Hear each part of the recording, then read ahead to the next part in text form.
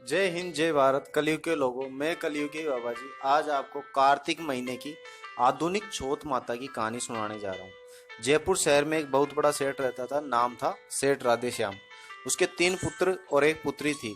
सेठ तो समय के हिसाब से बुजुर्ग हो गया और उसका कारोबार पुत्रों को सौंप दिया और धीरे धीरे समय बढ़ता गया और सेठ की पुत्री बड़ी होकर शादी लायक हो गई तो उसके शादी करके ससुराल भेज दिया।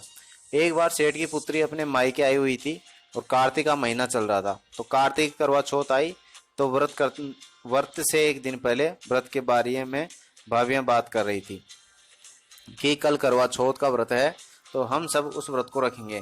तो सेठ की पुत्री भी अपने भाभीियों से इस व्रत का महत्व पूछने लगी, तो उन्होंने बताया कि इस व्रत को करने से सुहाग को लंबी उम्र मिलती है, घर में सुख शांति और सुख समृद्धि होती है, बिगड़े हुए कार्य सुधरने लग जाते हैं और चौथ गणेश की एक साथ कृपा बरसती है। तो चौथ माता को घर में सुख शांति करती है और गणेश जी रिद्धि सिद्धि के साथ सब लोगों को सद्बुद्धि प्रदान करते हैं।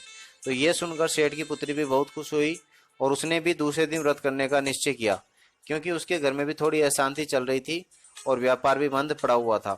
तो उसने भी व्रत करने का निश्चय किया। दूसरे दिन सब भाभीियों के साथ नहा धोकर चौथ माता की कहानी सुन ली और फिर जैसे जैसे दिन चढ़ने लगा सेठ की पुत्री को भूख लगने लगी, लेकिन वह अपने बारे में सोचकर भूख को रोक कर रख ली। जैसे ही शाम का समय हुआ तो सबने मिलकर पकवान बना लिए और जब उसके तीनों भाई दुकान से घर आए तो पकवान देकर खाना खाने के लिए बैठ गए और अपनी बहन को बुलाया तो उसने मना कर दिया कि चांद दिखने पर ही भोजन करेगी।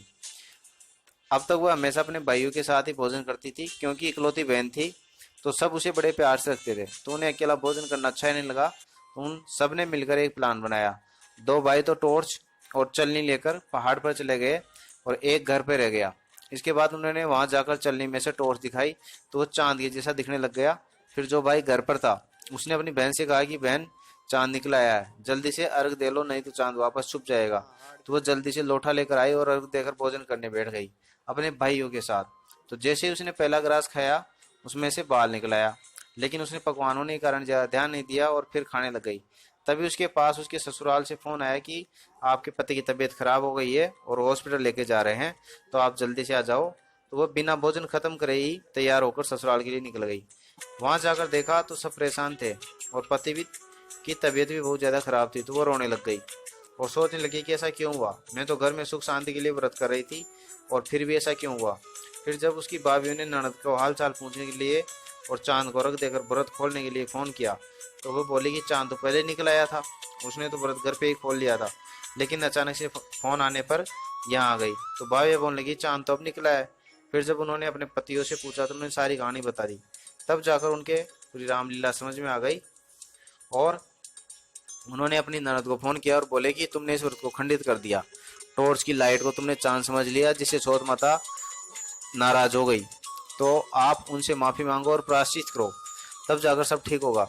इसके बाद उसे अपनी गलती का एहसास हुआ और उसने चौथ माता के मंदिर की दिशा की तरफ मुंह करके उसने माता जी से माफी मांगी और बोली कि हे माँ, मुझसे बहुत बड़ी गलती हो गई है, मुझे माफ कर दो, मैंने अनजाने में ऐसा कर दिया और मैं भावनाओं में बह गई, लेकिन अब कभी ऐसा नहीं करूंगी और 12 महीने की 12 चौथ का व्रत पूर्ण श्रद्धा के साथ करूंगी। इस प्रकार वह चौथ गणेश से प्रार्थना करने लगी और अस्पताल में डॉक्टर इलाज भी करते रहे। रात को सपने में चौथ माता ने सपने में दर्शन दिए और कहा कि तुमने अनजाने में ये गलती करी है और अब तुम्हें उसका पछतावा भी है। इस बार मैं तुम्हें माफ कर रही हूँ, लेकिन अब तुम इस प्रक्रिया को सबको बता देना, जिससे कोई दोबारा ऐसा नहीं करे। जिसकी व्रत करने की सहन शक्ति नहीं हो वो केवल चौथ व्रत के दिन स्नान कर निष्कपट भाव से मेरी पूजा करते हैं और कहानी सुनते हैं, उन्हें भी उतना ही फल मिलता है। लेकिन व्रत के नाम पर झूठा दिखावा करना और मन में कपट का भाव रखने वाले के साथ बुरा हो सकता है। इसलिए व्रत को करते समय सावधान रखनी चाहिए और जब व्रत को करो तो किसी जरूरतमंद व्यक्ति को अपनी हैसियत के अनुसार दान करना चाहिए। आप किसी प्यासे व्यक्ति या जानवर को पानी पिला के या उन्हें भोजन और चारा खिला सकते हो, लेकिन झूठा दिखावा करने के लिए कुछ भी मत करो, क्योंकि वो दान करने के बाद भी आपको उसका फल नहीं मिलेगा। ये सब बातें सुनकर उसने माताजी को प्रणाम किया। इसके बाद सपना टूट गया। फिर सुबह तक उसका पति भी ठीक हो गया और वह घर लौट आए। इसके बाद वो बड़ी श्रद्धा से पति पत्नी मिलकर चौथ माता की पूजा करने लगे, जिससे उसे वो सब कुछ मिल गया जो उसने सोचा था। ऐसी है हमारी चौथ माता। जय चौथ माता, जय गणेश जी महाराज।